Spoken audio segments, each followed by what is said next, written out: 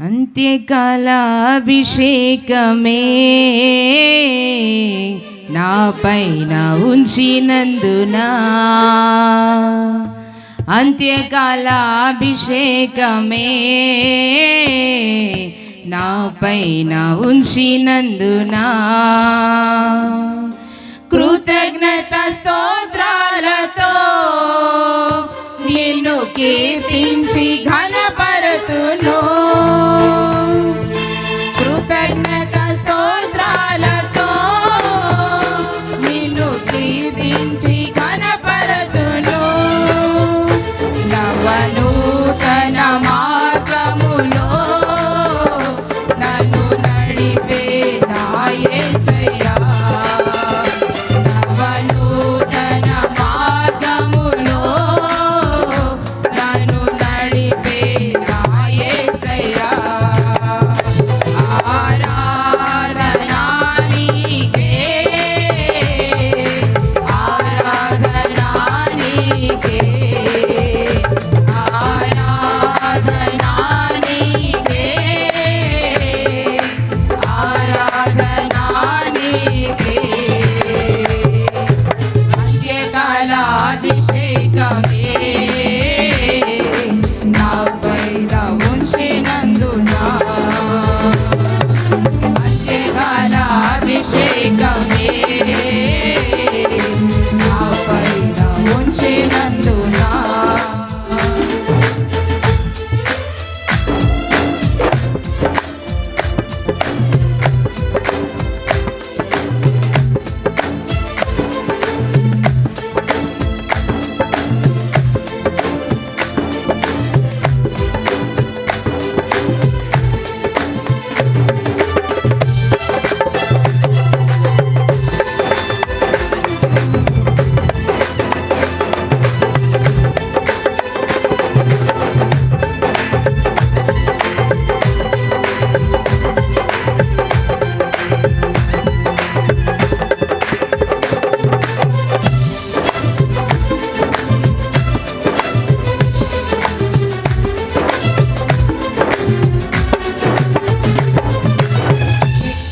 ఏదో తెలియని అనురాగం నాలో దొరికెను ప్రతిదినం, ఏదో తెలియని అనురాగం నాలో దొరికెను ప్రతిదినం.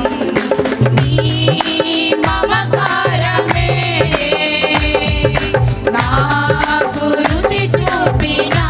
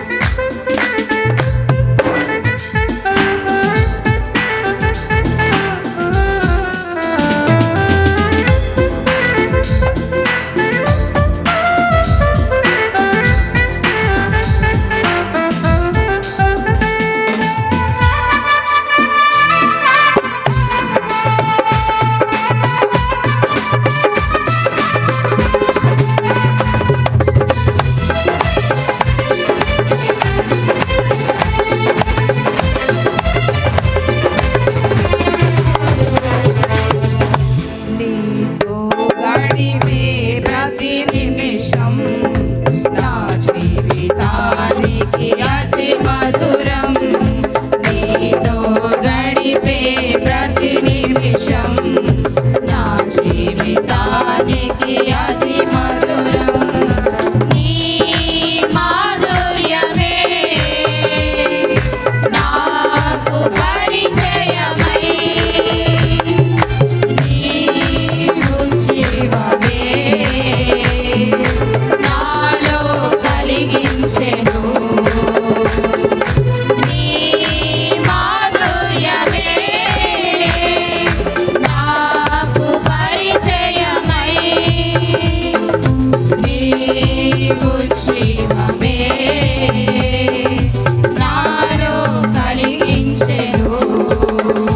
నవనూతన మార్గములో నన్ను నడిపే నా యేసయ్యా. నవనూతన మార్గములో నన్ను నడిపే నా యేసయ్యా. ఆరాధనా నీకే, ఆరాధనా నీకే, ఆరాధనా నీకే, ఆరాధనా నీకే.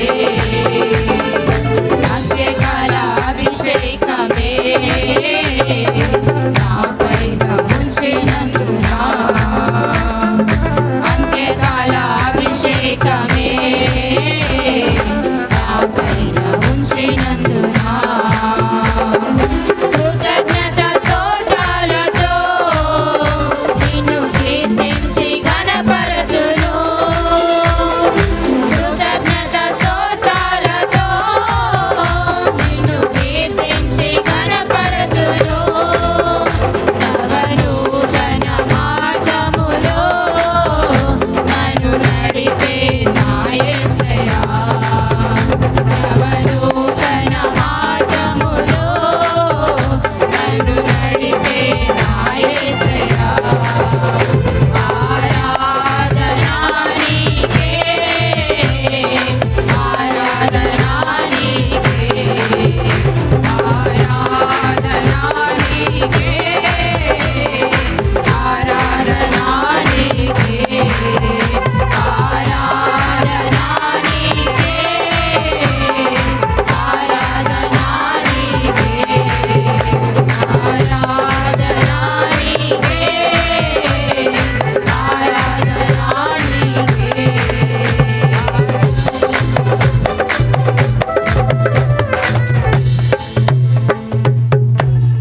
Praise the Lord. ఇక్కడ ఉన్న వాళ్ళందరూ ఒకసారి బిగ్గరగా హల్లెలూయా చెప్దాం. హల్లెలూయా, హల్లెలూయా. దేవుని నామానికే మహిమ కలుగును గాక.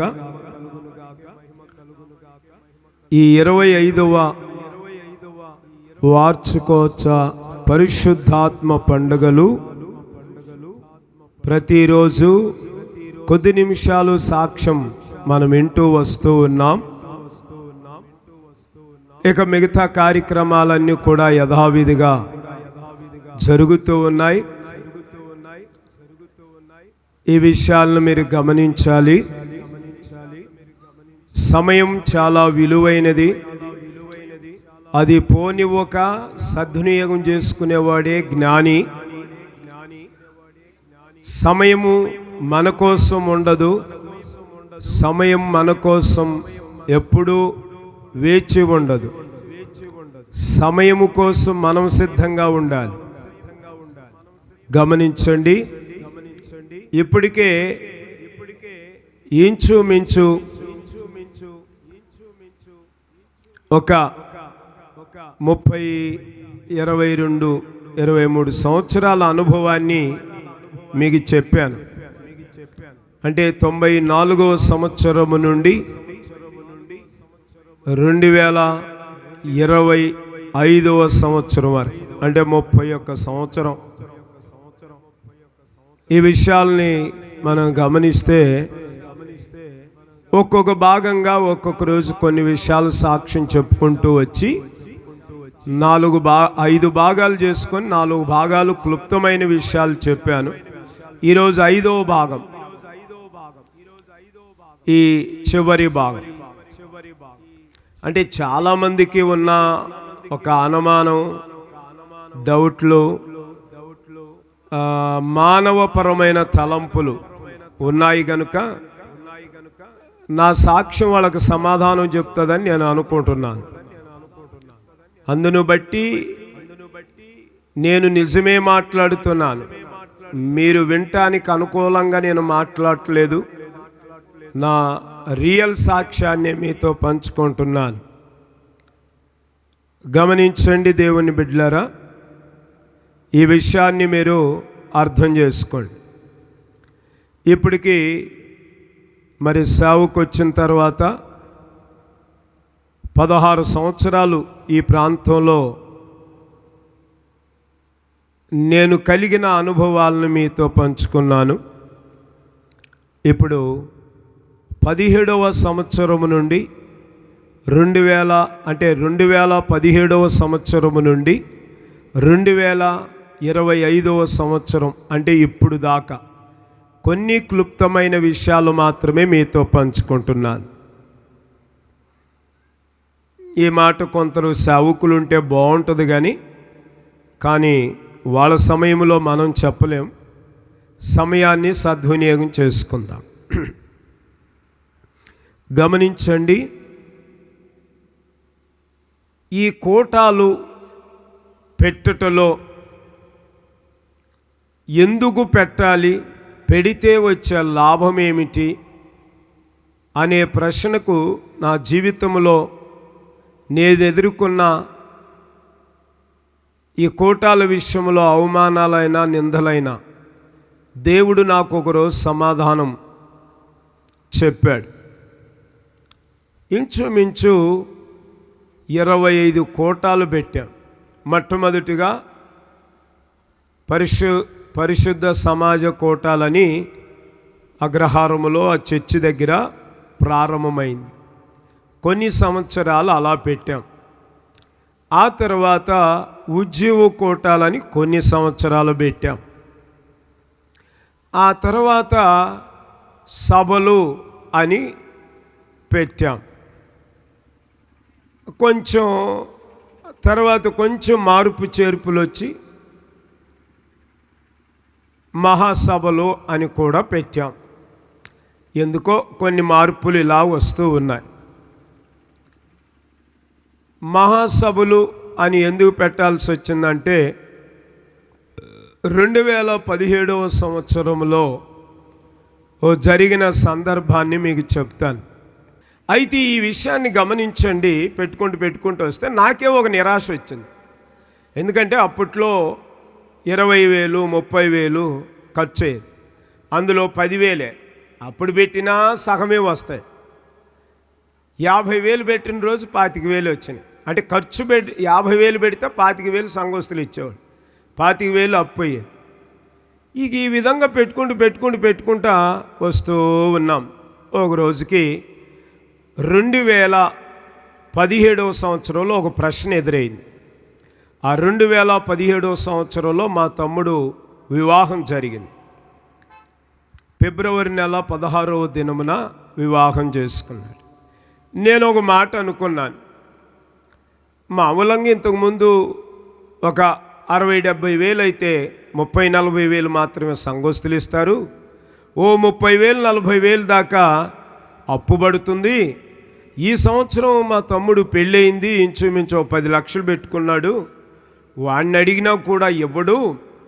ఇంక ఈ అప్పు ఎలా తీర్చాలి, పిల్లల చదువులు ఇదంతా అనుకొని అవిశ్వాసం చాలా బలపరచబడి నాలో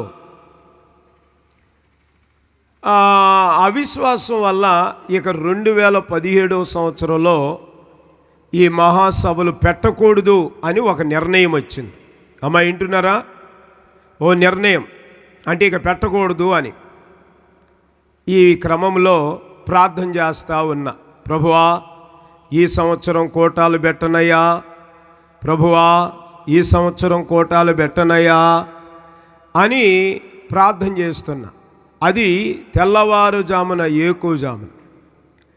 ఈ ఏకుజామున ప్రార్థన చేస్తున్నాను. అది చర్చిలో కాదు, అగ్రహారంలో కాదు, చేముకుర్తిలో కాదు.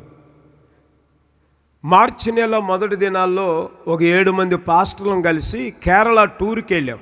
అంటే ఊరికన తోమా గారు కట్టిన 7 చర్చిలు చూసేద్దామని వెళ్ళిపోయాం.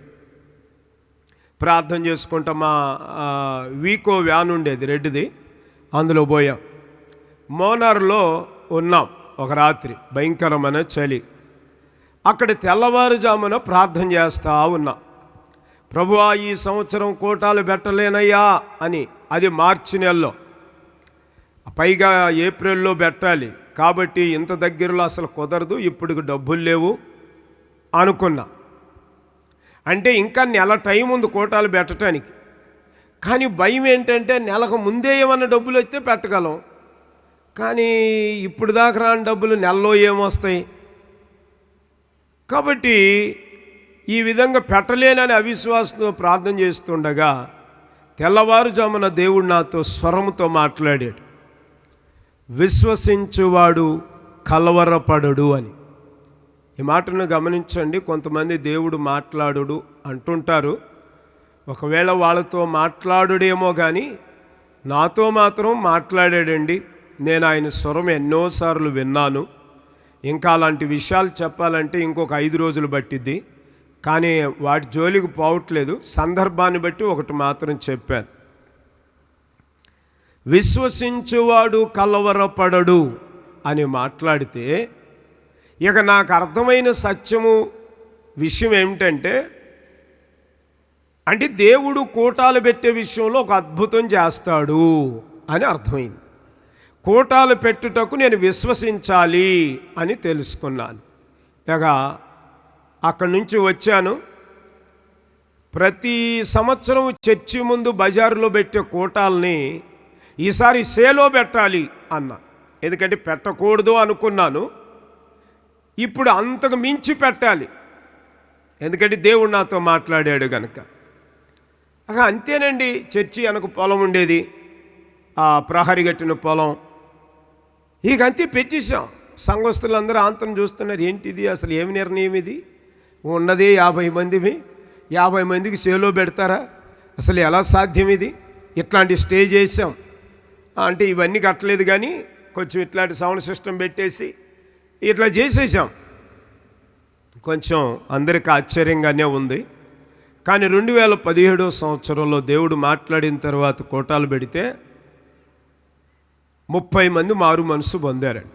హల్లెలూయా.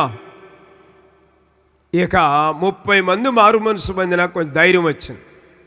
ఓ నిజమే, దేవుడికి ఒక ప్రణాళిక ఉంది అనుకున్నాను. ఇక ఆ తర్వాత ఆ సంవత్సరం 1,70,000 ఖర్చు అయితే ₹1 కూడా అప్పు కాలేదు. అది అద్భుతం. ఇక చిన్నగా కొంచెం ధైర్యం వచ్చింది.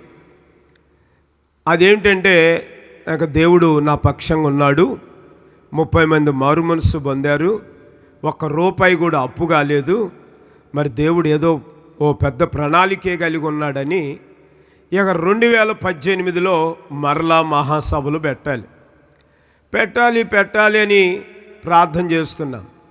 అన్నట్లుగా 2017లోనే మా చర్చి విశ్వాసి ఇక్కడే పక్కనే ఉంటుంది, పెద్దామ, ఆమె పేరు రూతమ్మ, పిల్లి రూతమ్మ అంటారు. ఆమె చనిపోయిందండి. ఉన్నట్టుండి ఆమెకు ఒక దర్శనం వచ్చింది. ఏంటంటే ఈసేలో కూటాలు జరిగినట్టు వచ్చిందంటండి. మీరు వినండి, ఎటు రానోళ్ళు రాలేదు కాబట్టి ఉన్నవాళ్ళన్నా వినండి. అసలు 2017లో కూటాలే వద్దంటే దేవుడేమో విశ్వసించేవాడు కలవరపడని దేవుడు చెప్తే, ఇక 2018లో ఆ పొలంలో చెట్లు వేశారు, జామాయిల చెట్లు వేశారు. అక్కడ పెట్టుకోవటానికి లేదు. ఎక్కడ పెట్టుకోవాలో ఆలోచిస్తుండగా దేవుడు ఆ ముసలాముకు ఒక దర్శనం ఇచ్చాడు. నిద్రపోతుండగా కల్లో ఆమెకి ఇక్కడ కూటాలు జరిగినట్టు వచ్చిందంట కల. ఇదేదో ఆశ్చర్యంగానే ఉంది. వాస్తవంగా ఈ పొలంలో పైరుంది, అసలు జామాయిల తోటే ఉంది. కూటాలు పెట్టుకోవటానికి జామాయిల్ని ఎవరైనా తీసేస్తారా? ఇది నమ్మాలా? మిగతా పైరు అయితే రేపో మాపో ఖాళీ అవుతుంది. జామాయిలు వేసినాక ఒక 7-8 సంవత్సరాలు అసలు ఖాళీ అవ్వదు. ఇది అసాధ్యం. ఏదో 1 సెంటో 2 సెంట్లో స్థలం ఇస్తారు, కానీ ఎకర స్థలం ఎవరిస్తారు కోటాలకి? ఇది అసాధ్యం అని అనుకొని నేను అన్నానమ్మా, అమ్మ నీకు దండం, అట్లా చెప్పొద్దు ఎవరికి, ఇంకా ఈ మాట ఎవ్వరికి బయటికి రానివద్దు, నువ్వు ప్రార్థన చేయి, నేను కూడా ప్రార్థన చేస్తాను, ప్రభు చిత్తం ఏమవుతుందో అది చూద్దామమ్మా, ఈ సంగతి చెప్పొద్దు అన్న. పాపం అట్లాగయ్యా అని ఆ ముసలామా ఇక మౌనంగా ఉంది. నేను కూడా మౌనంగా ఉన్నా. కొద్ది కాలం గడిచిపోయింది, 2-3 నెలలు గడిచిపోయింది. ఆ దర్శనం వచ్చినాక ఈ పొలము యజమానులు టి నాగేశ్వరరావు అన్నగారు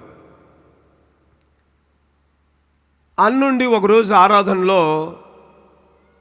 ఆరాధన అయిపోయింది, బయట నిలబడ్డాం. మాట్లాడుతూ అన్నాడు, బ్రదరు ఈ సంవత్సరం కోటాలు ఎక్కడ పెట్టాలనుకుంటున్నారు అన్నాడు. ఏమోనన్నా అర్థం కావట్లేదు, ఎక్కడ పెట్టాలో తెలియట్లేదు అని అంటే, ఇంకెందుకు బ్రదరు మన పొలం ముందుగా పెట్టేసేయి. అదేందన్నా చెట్లు ఉన్నాయి కదా అంటే, పర్లేదులే తీసేద్దాం, ఏమది అంతసేటు మమ్మల్ని సాకింది, వచ్చే కౌలు అంతా ఏముంది, దేవుడు ఇచ్చాడు, దేవుని కొడుకే ఆ పొలంలో దేవుని పని జరగాలి అని ధైర్యంగా గట్టిగా చెప్పాడు. కానీ నీతిమంతుడు మాటిస్తే నష్టము కలిగిన తప్పుడన్న వాక్యం ఆయన నెరవేర్చాడు. నేను అన్నాను, కాదులే అన్న అట్లా మాట్లాడకూడదు, మనం పొలం కదా అది, ఏదో మన మీటింగ్లు ఏదో 1 సంవత్సరం కాదు 2 సంవత్సరాలు కాదు, ప్రతి సంవత్సరం పెట్టాలంటే పొలంలో ప్రతి సంవత్సరం పైరు ఖాళీ చేయాలి, అది కుదిరే పని కదా. అయితేనేం బ్రదరా ఏందట అన్నాడు. 2018 నుండి 2025 దాకా జరుగుతూనే ఉన్నాయి ఈ పొలంలో కోటాలు. హల్లెలూయా, చప్పట్లు కొడి దేవుని నామని మహింపరుద్దాం. చూసారండి, మాట తప్పలా. ఏ పైరేసిన ఒక బాధ్యతతో ఆ పైరుని ఖాళీ చేపిస్తున్నారు. అంటే వాళ్ళు ఆ కుటుంబ యజమానుడు ఏ మాటకైతే కట్టుబడి దేవునికి ఇచ్చాడో ఆ మాట ప్రకారం నిలబడ్డాడు. గమనించండి. అందుకే యెఫ్తా ఒక మొక్కుబడి చేశాడంట, నేను గనక శత్రువులను జయించి తిరిగి వస్తే నా ఇంటి దగ్గర నుంచి ఏది ఎదురొచ్చినా అది నీకు ప్రతిష్ఠిత చేస్తాను ప్రభు అన్నాడంట. దేవుడు జయమిచ్చాడంట. ఆయన ఇంటి దగ్గర నుంచి ఆయన కూతురు, ఒకే ఒక కూతురు, తండ్రిని ఎదుర్కోవటానికి మేళతాళాలతో సంబరాలతో పరుగున వచ్చి తండ్రిని ఎదుర్కొనగా తండ్రి ఏడ్చి బాధపడుతున్నాడు. ఏందన్నా యుద్ధంలో జయం పొందావు కదా, నువ్వే ఆడవటం ఏందంటే, కాదమ్మా దేవుడికి నేను ఇలా మొక్కుబడి చేశాను అంటే, అయితేనేమి కొంచెం 2 నెలలు 3 నెలలు టైమి, నువ్వు ఏ మొక్కుబడి చేసావో దాన్ని చెల్లించో అంది. అంతే, ఆమెకి ఇంక పెళ్లి పేరంటాలు లేవండి. యెఫ్తా కుమార్తెకి ఆమె దేవుని కొరకు సమర్పించుకుంది. ఇప్పటికి అప్పుడు నుండి ఇప్పుడు దాకా ఇశ్రాయేలు దేశంలో యెఫ్తా కుమార్తె పేరుట పండగలు జరుగుతున్నాయి. హల్లెలూయా, చప్పట్లు కొట్టి మహింపరుద్దాం. చూసారండి, ఇప్పటికి అంటే యెఫ్తా కుమార్తె పేరుతో జరిగే పండగలు ఇప్పటికి చరిత్రను సృష్టించాయి. సరే, పొలం వచ్చింది, కోటాలు పెడుతున్నాం.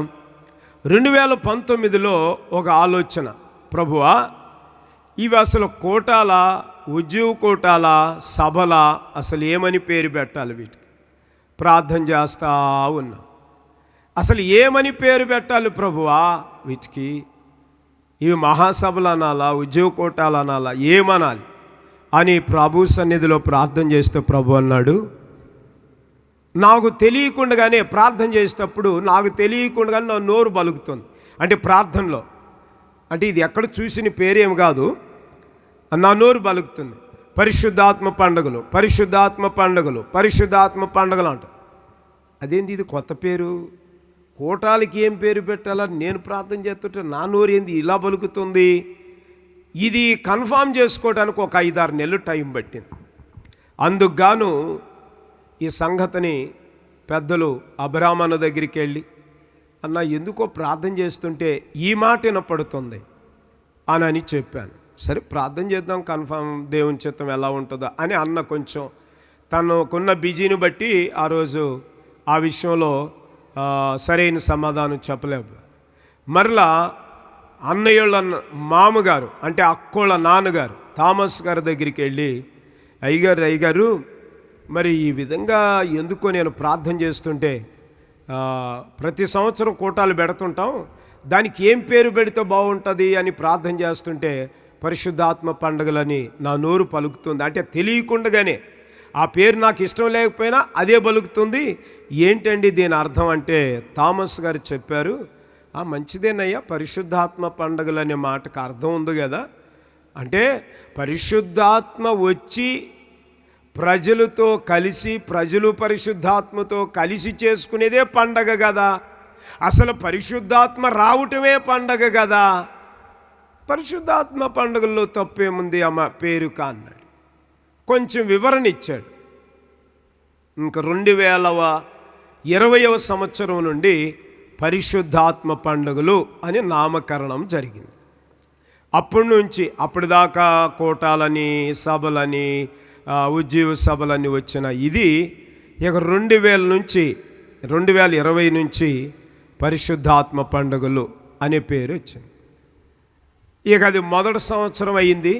పాంప్లెట్లు వేసాం, వాల్ పోస్టులు వేసాం, ఫ్లెక్సీలు కూడా వేసాం. దాని వెంటే కరోనా కూడా వచ్చింది. ఇక ఆగిపోయింది అక్కడికి. ఇక ఆ సంవత్సరం జరగల. సరే, ఇక ఏ సంవత్సరం జరిగినా పేరు మాత్రం పరిశుద్ధాత్మ పండుగలే అని ఒక నిర్ధారించబడింది. ఎందుకంటే ఓ చిన్న నిరీక్షణ, అంటే మీకు అది అల్పమైనదిగా ఉండవచ్చు. దేవుడు నాకు అనేక బ్రాంచీలను ఇస్తాడు. ఆ బ్రాంచీలన్నీ ఒక చోటగా చేరి పండగ చేసుకోవాలి ఆ రోజు. అది ఏం పండగయ్యా అంటే పరిశుద్ధాత్మను పొందే పండగది. హల్లెలూయా! పరిశుద్ధాత్మతో నింపబడే పండగది. పరిశుద్ధాత్మ పండగలో పరిశుద్ధాత్మ దేవుడు రావాలి అని ఓ తలంపుతో దేవుడు నాకు ఇచ్చే బ్రాంచీలను కలుపుకొని సంవత్సరానికి ఒక్కసారి ఈ విధంగా పండగ చేసుకోవాలని నిర్ధారించుకొని దైవ దర్శనాన్ని బట్టి ఆ మాటకు లోబడి ఇక 2001లో ఇంకా కరోనా పోకపోయినా పోకుండా అంటే ఒకసారి వచ్చి పోయింది, ఇక రాదేమో అని కొంత, వస్తుందేమో అని కొంత అన్నట్టుగా మొదటిసారి కంటే రెండవసారి బలంగా వస్తుందని పెద్దలు టీవీలు చెప్తున్నాయి. అయినా అయితే అయింది, పోయితే పోయిందని 2001లో పరిశుద్ధాత్మ పండుగలు మొదలుపెట్టాం.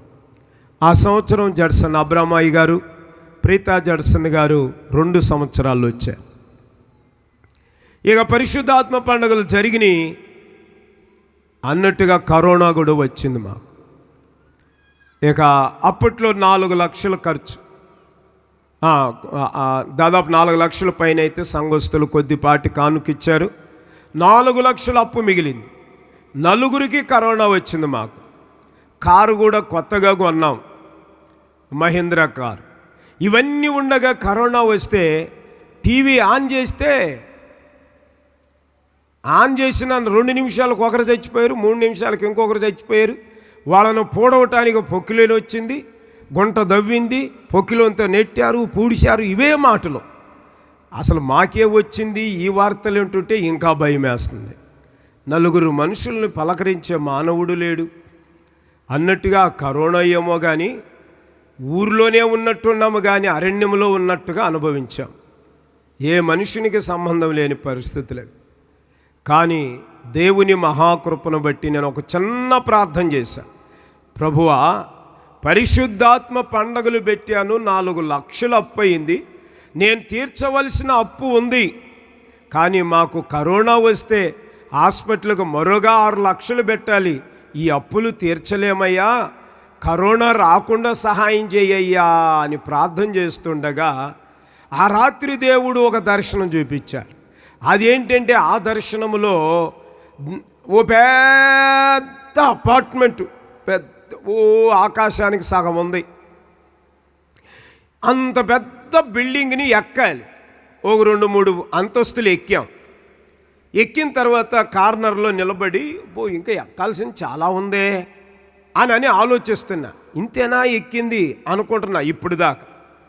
అనుకోగా ఇలాగే ఆ మెట్ల మీద నిలబడితే ఒక 10 మంది చిన్న పిల్లలు, అంటే ఒక 7-8 సంవత్సరాల లోపు పిల్లలు. వాళ్ళు ఎలా ఉన్నారంటే అసలు ఆడపిల్లలా కాదు, పోనీ మగపిల్లలా కాదు, అటు ఆడపిల్లలు కాదు మగపిల్లలు కాదు. ఆ పిల్లలను చూస్తుంటే ముద్దుగా, దయగా, జాలిగా, కరుణ కటాక్షాలు వాళ్ళలో కనపడుతున్నాయి. నా వైపు దయగా చూస్తున్నారు. నేను ఇలా నిలబడ్డాను. పిల్లలు మీరు ఎవరు, ఏంది ఇక్కడ నిలబడ్డారు అని ఆ పలకరిస్తుంటే వాళ్ళు ఏం పలకకుండా ఆ 10 మంది పిల్లలు ఆంతనే వచ్చి ఇట్లా పట్టుకున్నారు. నేను నిలబడిన ఆ మెట్లు కార్నర్ని చుట్టూ పట్టుకున్నారు. ఏంది వీళ్ళు, ఈ పిల్లలు ఇది పట్టుకున్నారు ఏందయ్యా ఇక్కడ పట్టుకున్నారు అంటే వాళ్ళు ఏం మాట్లాడలే. అసలు ఎందుకు పట్టుకున్నారని మరలా అటు దిగి ఇట్ట చూస్తే ఈ ఆధారాలు ఏమీ లేవు, ఇవన్నీ ఇరిగిపోయినాయి. అంటే ఇక్కడ నుంచి కూలిపోతుంది, కూలిపోతే చచ్చిపోతాం. అప్పుడు నాకు అనిపించింది, ఓరి బాబో నేను ఇక్కడికి వస్తే ఇదంతా పరిస్థితి ఇలా ఉండి ఈ పిల్లలు ఎవరో కానీ నాకు అర్థం కాల. ఆ రోజు ఆ దేవదూతలా లేకపోతే ఎవరా అనేది అర్థం కాక పిల్లల వైపు అలా చూసి 2 చేతులెత్తి, పిల్లలు మీకు చాలా వందనాలు, నా ప్రాణాన్ని కాపాడారు. మరి మీరు ఎవరో కానీ నాకు తెలియట్లేదు, మీరు నాకు చేసిన మేలుకు నేను ఏమి ఇవ్వగలను, నేను ఎలా తీర్చుకోగలను అన్నాను. వాళ్ళు కనపట్లేదు. కొద్దిసేపటికి మెళుకు వచ్చింది. ఏంది ఇదంతను, ఏం జరిగింది అనుకున్నా. సరే ఈ జ్వరం ఏమో తగ్గట్లేదు, ఎన్ని డోలాఫర్లు తిన్నా అది తగ్గట్లా. తిన్న కసేపు అట్లుంటుంది, మరలా వస్తుంది నీరసం. ఇదంతా బాగలేదనుకొని టెస్టులకు ఇచ్చాం.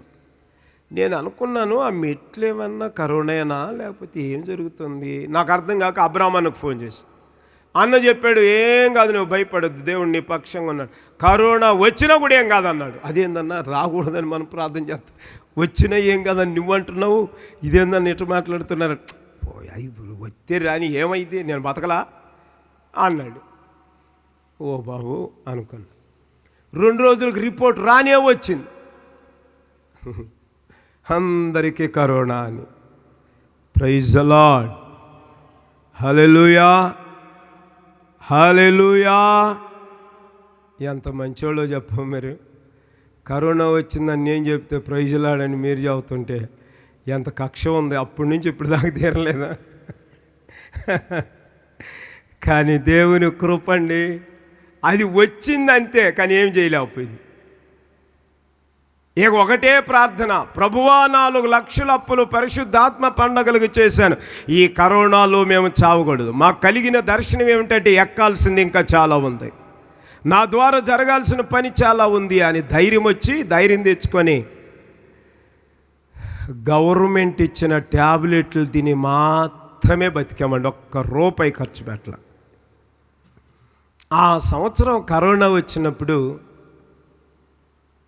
అప్పటికే ఓ 30-40 మంది విశ్వాసులు ఉన్నారు. అందులో 10వ భాగము కూడా కనికరము లేని విశ్వాసులు ఉన్నారు. ఓ 50 మందికి 10వ భాగం తీస్తే 5 అన్నా కనపడాలి. 5 కూడా జాలి లేని విశ్వాసులు కనపడ్డారు. కానీ అందరిలో ఒక 2 విశ్వాసులు మాత్రం మా కోసం ప్రాణత్యాగం చేశారు. వాళ్ళు అది ఎంత త్యాగం అంటే ఉదయకాలం టిఫిన్ తెచ్చి ఇచ్చడం, మధ్యాహ్న కాలం అన్నం తేవటం, ఈ విధమైన పరిస్థితులు ఎదుర్కొన్నాం. అందులో సత్యమన్న అలాగే భార్గవి వాళ్ళకి నేను ఒక మాట చెప్పా, అమ్మా ఇడ్లీ ఆడ పెట్టి వెళ్ళండి అని అంటే, ఆడబెట్టేది అదే అక్కడ పెట్టి వెళ్ళండి, కుదరదు మీ చేతికే ఇస్తామన్నారు. అదేంటమ్మా కరోనా ఇదండి, అయితే అయ్యింది అన్నారు. అయ్యా సైకిల్ కన్నా తగిలిచ్చి వెళ్ళండి అన్నా అంటే, అటు కుదరదన్నా మీ చేతికే ఇస్తామని. అంటే కరోనా వచ్చింది కదా మీకేమన్నా రాదా అని అంటే, వస్తే రాని అన్నట్టుగా, అంటే మీకంటే మేమన్నా ఇదే అయింది. వచ్చినంత మాత్రాన్ని మిమ్మల్ని మేము అలా చూడటం ఏంటి అని వాళ్ళు డైరెక్ట్గా ఇచ్చి వెళ్ళారండి. వాళ్ళిద్దరికి ఒకసారి చప్పట్లు కొడి దేవుని నామని మహింపరచండి. వాళ్ళ త్యాగం అంటే ప్రాణ త్యాగం. నిజంగా అప్పుడు దాచుకోవాల్సిన వాళ్ళు ఎంతో త్యాగం చేశారు. వాళ్ళ కోసం శానిటైజర్ అంతా కొట్టి శుభ్రం చేశాం. ఈ విధంగా దేవుడు బతికించాడు. అప్పటి నుంచి ఇప్పుడు దాకా పరిశుద్ధాత్మ పండుగలు జరుగుతూనే ఉన్నాయి. ఇంకా ఆ తర్వాత నిందలు, అవమానాలు, పరిస్థితులు ఇక ఎన్ని అంటే తట్టుకోలేనంత. తాడ కనపడితే దానికి తోడు చెట్టు కనపడితే ఉరేసుకుంటే ఎట్లుంటుంది అన్నంత బాధలండి. కరోనా అంత బాధించలేదు కానీ మనుషులు భయంకరంగా బాధించారు. 2003, 2004, 2023, 24 భయంకరమైన పరిస్థితులు. 2002లో స్టార్ట్ అయింది, 22లో స్టార్ట్ అయింది. దేవుడు అక్కడ కూడా కృప చూపి కాచి కాపాడి ఈ 25వ సంవత్సరం వరకు ఆయన కృపగల హస్తాల్లో దాచి కనికరించి కృప చూపి దేవుడు సహాయం చేసి ఈ 25వ వార్షికోత్సవం చేసుకోవటానికి ఈ పరిశుద్ధాత్మ పండగలలో ఈ విధంగా ప్రభువుని ఆరాధించటానికి కృప చూపాడు గొప్ప దేవుడు. మీకు ఒక మాట చెప్పి ముందుకొచ్చాను. పరిశుద్ధాత్మ పండగలు అనే నామకరణము నా నోట ఎందుకు పలకబడింది, ఆ మాటకు అర్థం ఏమిటి అని ఆలోచిస్తే కొద్ది సంవత్సరాల నుంచి ఏమని ప్రార్థన, ప్రభువా పరిశుద్ధాత్మ పండుగలు అంటున్నాము, పరిశుద్ధాత్మ పండుగల్లో పరిశుద్ధాత్మ రాకుండా అవి పరిశుద్ధాత్మ పండుగలు ఎలా అవుతాయి ప్రభువా అని కొంతకాలం ప్రార్థన చేస్తూ 2003లో ఉపవాస ప్రార్థన చేశాం. కొంత పరిశుద్ధాత్మ దేవునికి కొంత ద్వారాలు తెరిచినట్టు అయింది. 2024లో ఉపవాస ప్రార్థన చేశాం. కొంత పరిశుద్ధాత్మ దర్శనాన్ని చూశాను. ఆ కుర్చీలేసిన కాడే పరిశుద్ధాత్మ దేవుడు పావురాకారంలో దిగి ఆ ఇంచుమించు ఒక విమానం అంత లావు ఉంటుందండి, అంత లావుగా కూర్చొని ఇలా తిరిగి చూస్తున్నాడు. పరిశుద్ధాత్మ దేవుడు ఇలా చూస్తున్నాడు అంటే పావురాకారంలో. అది 2024వ సంవత్సరం. ఇంకా కొంచెం ఈ సంవత్సరం ఏం చేసామంటే, ప్రభువా అదేదో నేను మాత్రమే చూడటం ఏంటి, అది నేను చూశాను, అదొక దర్శనం బాగుంది, పరిశుద్ధాత్మ దేవుణ్ణి చూస్తే సరిపోతుందా, పరిశుద్ధాత్మ దేవుణ్ణి అనుభవిస్తే బాగుంటుందా అనే ఆలోచన నాలో బలమై ఈ సంవత్సరం 50 రోజులు ఉపవాస ప్రార్థనని 3 భాగాలు చేసేసాం. ఈ పండగల కొరకు, మా మనువుల కొరకు, వ్యాధిగ్రస్తుల కొరకు ఒక 20 రోజులు ప్రార్థన చేశాం. అది మొదటి 20 రోజులు. రెండవ 20 రోజులు దేవుడు మాకు జవాబిచ్చాడు అని నమ్మాము, స్తుతించాము దేవుణ్ణి. ఇంకా 10 రోజులు మేము ఏమీ అడగలేదండి, అక్కడ టెంట్ వేసుకున్నాం. దీనికి సాక్షులు మన జాయ్ టీవీ చంద్రన్న గారు అప్పుడప్పుడు వచ్చి వెళ్ళారు. మన వెంకటస్వామి ఈ సౌండ్ సిస్టమ్ పెట్టినాడు. వీళ్ళకి మాత్రం తెలిసి ఎవ్వరికి మేము చెప్పుకోలేదు. మేమేదో మా పని మేము చేసుకుంటున్నాం. మేము ఉపవాస ప్రార్థన అని డోళ్ళో పెట్టుకొని కొట్టుకోలా. అట్లాంటి కొట్టుకునే అలవాట్లు మాకు లేవు. అంతే కూర్చున్నాం. 10 రోజులు పరిశుద్ధాత్మ దేవుడా నువ్వు మాకు కావాలి, మమ్మల్ని నింపాలి, మా మీదికి రావాలి, మేము నిన్ను అనుభవించాలి, పొందాలి అని ఏకధాటిగా ఉదయం 8 గంటలకు ఒక్క నిమిషం కూడా దాటకుండా 8 గంటలు కూర్చుంటే ఒక్క నిమిషము కూడా తగ్గకుండా సాయంత్రం 6 గంటల దాకా ఎండలోనే దప్పికైతే నీళ్లు తాగటం, నీరసం వస్తే మజ్జిగలో కుప్పేసుకొని తాగటం, ఈ విధంగా తాగి కూర్చున్నాం.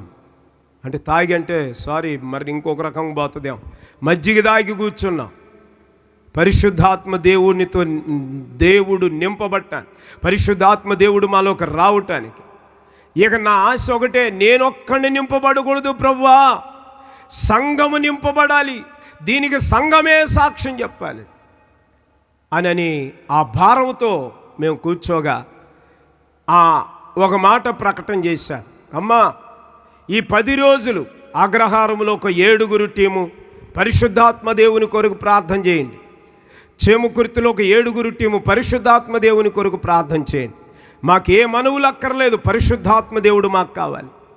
ఇక ఈ టెంట్ కింద ఒక 7 కావాలి. మేమిద్దరం ఉన్నాం. ఒకవేళ కలిస్తే మా అమ్మాయి కలిసిద్ది, 3 అవుతాం. ఇంకొక 4 మీలో ఎవరైనా మాకు తోడు రాగలరా అని అడిగారు. బలవంతం ఎవరికి లేదు, వస్తే కలిసి చేద్దాం, లేకపోతే మీ ఇష్టం అన్న. పాపం కొందరు దేవుని బిడ్డలు ఆలోచించారు, అయ్యా మధ్యలో ఏమన్నా తినచ్చా అని అంటే నేను ఒకటే చెప్పా, పొర్రపాటును కూడా తినకూడదు. అది కఠినం, అంతే, అది రూల్. కొంచెం బిస్కెట్లు కాదు కదా, ఆ వాసన కూడా పీల్చకూడదు అన్న.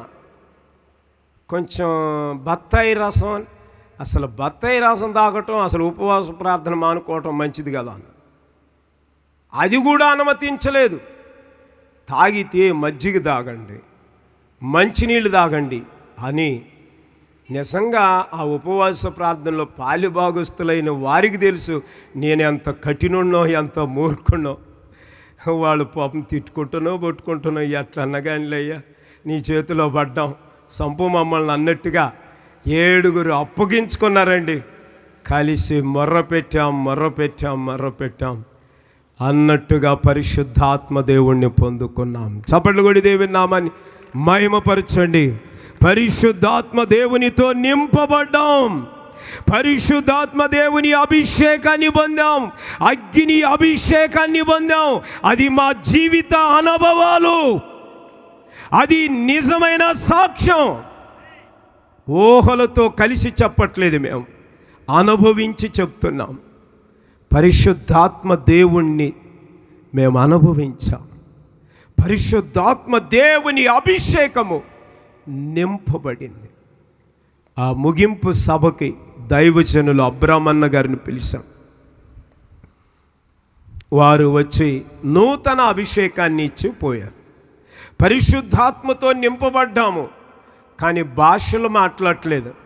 దైవజనులు ఇంటి దగ్గర బయలుదేరిన వెంటనే టెంట్ కింద కూర్చొని ప్రార్థన చేస్తున్న మాకు ఇంచుమించు 4:30 గంటల సమయంలో దేవుడు అన్నాడు, దైవజనుడు బయలుదేరాడు, బలమైన అభిషేకముతో వస్తున్నాడు, నూతన అభిషేకం మీరు పొందబోతున్నారు అన్నాడు దేవుడు. హల్లెలూయా. అన్నకొకసారి చప్పట్లు కొట్టి దేవుని నామాన్ని మహిమపడదాం. అదే సంఘానికి ప్రకటన చేశాను, దైవజనులు బయలుదేరారు, నూతన అభిషేకం మనం పొందబోతున్నాము. అంతే. దైవజనులకు కూడా ఫోన్ చేసి చెప్పాను, అన్న బయలుదేరామయ్యా. అయితే దేవుడు మా మధ్యకు మిమ్మల్ని నూతన అభిషేకంతో తీసుకొస్తున్నాడు, బలమైన కార్యాలు మేము చూడబోతున్నాం. ఆ రాత్రి సంఘస్థులందరి నోరుని దేవుడు తెరిచి భాషలో మాట్లాడే కృపను అనుగ్రహించాడు. హల్లెలూయా. సజీవ సాక్షులమండి పరిశుద్ధాత్మ దేవునికి. ఇంకా మొదలైన ప్రవచనాలు ఏవేలు ప్రవక్త చెప్పాడు కదా, అంత్య దినములలో అనేకల మీదికి ఆత్మ కుమ్మరించినప్పుడు దర్శనాలు వస్తాయి, ప్రవచనాలు వస్తాయి, దేవుణ్ణి చూస్తారు, దేవుని మాటలు పలుకుతారు అని. ఇక మా సంఘం పలకటం ప్రారంభించింది. ఇక మా సంఘము పొందిన ఆత్మను సాక్ష్యం చెప్పటం ప్రారంభించింది. ఒక్కొక్కరు ఒక్కొక్క అనుభవాలు చెప్తుంటే ఇప్పుడు వదిలితే వాళ్ళు ఎన్నో చెప్తారు. మరొక సభ అవుతుంది, అంతటితో వాళ్ళని ఆపేసారు. రేపు చెప్తారు వాళ్ళ అనుభవాలు ఏంటో కృతజ్ఞత కోడికలో.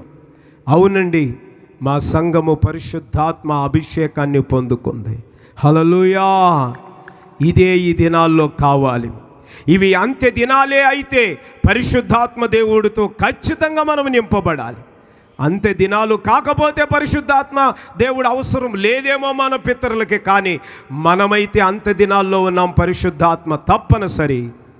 ఇంకా మమ్మల్ని నింపి అద్భుతాలు ఆశ్చర్య కార్యాలు చేస్తాడని 2 దైవజనులు చెప్పెళ్ళారు. దైవజనులు డేవిడ్ అయ్య గారు చెప్పారు, అయ్యా మీరు ప్రార్థన చేస్తే అనేకమైన అద్భుతాలు జరుగుతాయి. మీరు ప్రార్థన చేస్తే చనిపోయిన వాళ్ళు లేపబడతారు. మీరు ప్రార్థన చేస్తే కుంటి వాళ్ళు నడుస్తారు. మీరు ప్రార్థన చేస్తే గుడ్డి వాళ్ళు చూస్తారు. ఇక దేవుడు ఈ ప్రాంతంలో నిన్ను బహుబలమైన సాధనముగా వాడుకోబోతున్నాడు, నిన్ను నీ కుటుంబాన్ని అన్నాడు. ఇక అయ్యగారు కూడా, బ్లెస్సింగ్ రాజ్ కుమార్ గారు కూడా ఓ అద్భుతమైన దర్శనం చెప్పాడు. ఇక నుంచి మీ పరిచర్య సరిహద్దులు దాటిపోతుంది, విస్తారమైన పరిచర్యగా మారబోతుంది, మీ పిల్లలు ఇతర దేశాల్లో సేవ చేయబోతున్నారు అన్నాడు. హల్లెలూయా. మంచిది. ఇది సాక్ష్యం ఇంతటితో ముగించబడింది. మా కోసం, మా కుటుంబం కోసం నిన్నటి దినం మీరే చూశారు, అభిషేకించబడ్డాం. బహుబలమైన అభిషేకం. ఇందుకు గాను 7 సంఘ పరిచర్య చేయటానికి అభిషేకించబడ్డారు. వారికి సూచనలు సలహాలు తర్వాత చెప్పబడతాయి. దేవుని కృపను బట్టి ఆదివారం ఉదయకాలము 7 ప్రభుని ధరించుకొని బాప్తీసం పొందారు. దేవుడు మరి 7 పరలోకంలో పరలోక వారసులుగా మార్చారు. అందుకు దేవుని నామానికి మహిమ కలుగును గాక.